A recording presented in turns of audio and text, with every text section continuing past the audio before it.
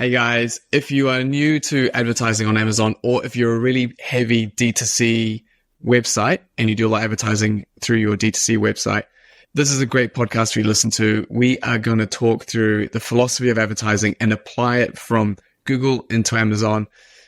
It's really bite-sized and it gets to the point relatively quickly. So hope you enjoy. Let's go.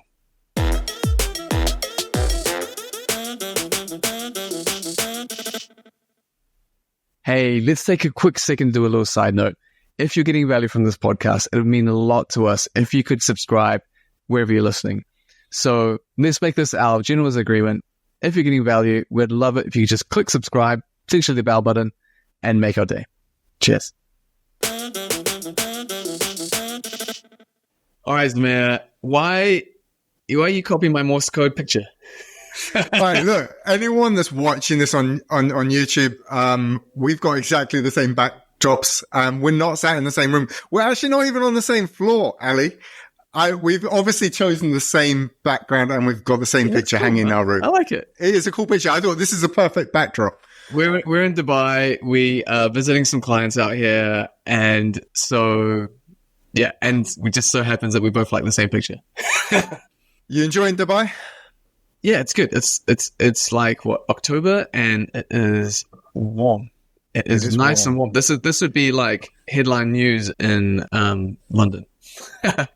Yeah, this would be headline news. It is great, but the one thing I'm realizing is more and more of our brands, the owners and founders seem to be moving out here, so it's going to become a more regular trip, I think. Potentially. So let's dive into today's topic. And the one we've got in store is the philosophy of advertising, which sounds super grandiose, but it's kind of something that we see a lot, right? And we especially if people are new to selling online, I think it's something they don't fully grasp. Or if they have been heavy D2C sellers on their own website, and they miss the dynamic and the difference of what this entails if they sell on Amazon, right? We see that is a big piece we see quite often where they'll think the same logic applies on, say, Google or Meta, and they'll jump onto Amazon and it's totally different. So we should dive into that. Do you want to unpack that more than what I've just said, Zamir? Yeah, I suppose so. What we were really saying is if you are using digital advertising, specifically Google or Meta, if you're used to a CPC, cost per click, PPC model of advertising, then fundamentally there are two metrics that you are really focused on. The first one being your CAC, i.e. cost of acquisition. So it's how much do I have to spend to get a new customer in the door? And then what you do is you look at LTV, which is lifetime value. And that's how much money you're likely to generate on average from these new customers coming in. And you can use your lifetime value to justify your cost of acquisition. Okay, so let's talk through the philosophy. This is the general philosophy that we think brands or advertisers should really take when they are approaching the two platforms. So we're going to talk about it in the Google context first and in Meta context, but generally Google, and then we'll talk through it and translate it over to the Amazon context and explain it further. And you'll find that overall, here's like a teaser into the conclusion, that the philosophy of both is pretty much the same, right? So let's go. Do you want to talk through Google? Yeah. So I think the key thing coming back to Google is that in order to make advertising work, to make it sustainable, you need to be able to generate more value from it than it's costing you. And the way you do that is you're capturing the customer's data. So even if they're not necessarily buying from you, if they're signing up for something, if there's some way that you can leverage, get those contact details and then leverage that by continuing to market to them, that's where you generate the lifetime value for it. And that's how you justify the cost of acquisition. Yeah. So basically you come to the platform. If you're advertising on Google, you are putting your product up because the whole idea is I need to get visibility. That's the overall thing, right? So if you're selling online, you need visibility. I'm going to come to Google. I'm going to try and get visibility somehow. Ads. And what generally the philosophy is spend a lot of money to capture that customer. So get them to come to your list, to your ad, come through to your website, buy the product, and then you have acquired their data and you can funnel them through to your other marketing channels that don't necessarily cost as much. So newsletters, social media, the stuff that comes in the box when people purchase the product, aftercare service, all that kind of stuff. Then you've got the customer and they're in your ecosystem. And then so the idea is your organic sales, so your non-paid sales, improve and get better. Did I summarize that? I think that's perfect. Yeah. Awesome. Okay, so let's translate that over to the world of Amazon. How does that work? How's it different? Visibility is still the key thing, right? Yeah, visibility is the key thing. Absolutely. So at the beginning, you've probably got limited visibility. You want to increase your visibility. Everything looks the same. So you've still got a pay-per-click model. You've still got this idea of a cost of acquisition. The fundamental difference is that you don't get the customer data and you're not able to continue to market to the customer. And that's a really important distinction. So lifetime value and that sustainability has to come from somewhere else when it comes to Amazon. Okay. And how do we do that for our brand? So how does that work? And what's the philosophy that we apply there? So the key difference that between Amazon and any of the other digital marketing platforms like Google and Meta is that they're distinct. So if you're doing SEO, organic optimization on Google, and you're doing paid, the two don't interact. And there's no influence from one to the other. Similarly with Meta platforms as well. On Amazon, you can use advertising to grow your organic listing ranking. And that's a fundamental difference that's really important to understand, because that's how you can make pay-per-click advertising on Amazon actually work for you sustainably in the long run. Yeah, that's right. And we talked about this kind of like some of the logic behind this in our podcast called The Logic of Advertising, where we literally say, so the idea is essentially every spot on an Amazon search results page is worth money to Amazon because they make money on the commission when you purchase. So what they're calculating is how much money are they going to make if they put you in a certain spot, and they want to maximize that.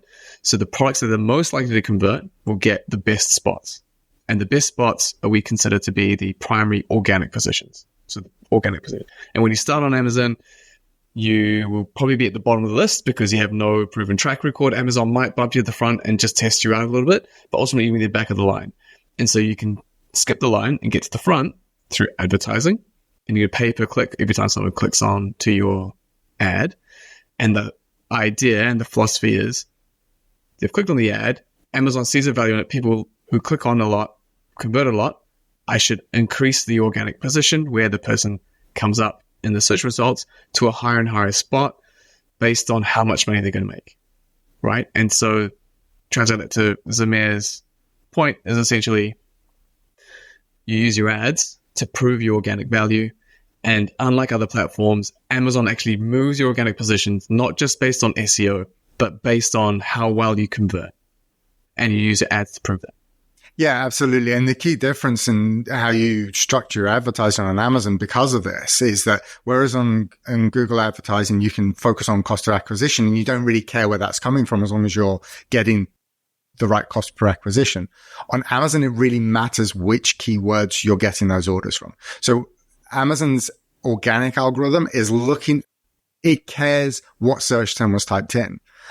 If, for instance, you just ran a lot of budget on an auto campaign, or if you just throw in a whole load of keywords in manual campaigns, you're spending that money across a wide breadth of different keywords. And that doesn't give you as much value. So it might still get you that order. So you look at cost acquisition, it's still looking healthy or looking where you want it to. But because in order to be sustainable, you need to rank higher organically.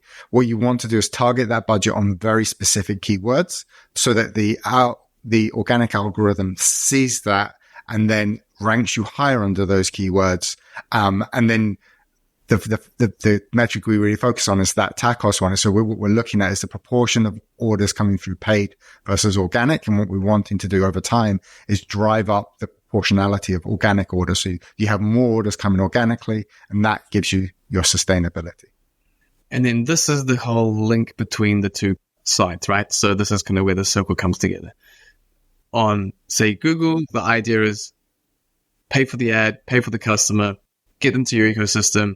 And over time, in theory, you should be able to make some money off them, not from just the ads, but from the other parts of your marketing mechanisms, right?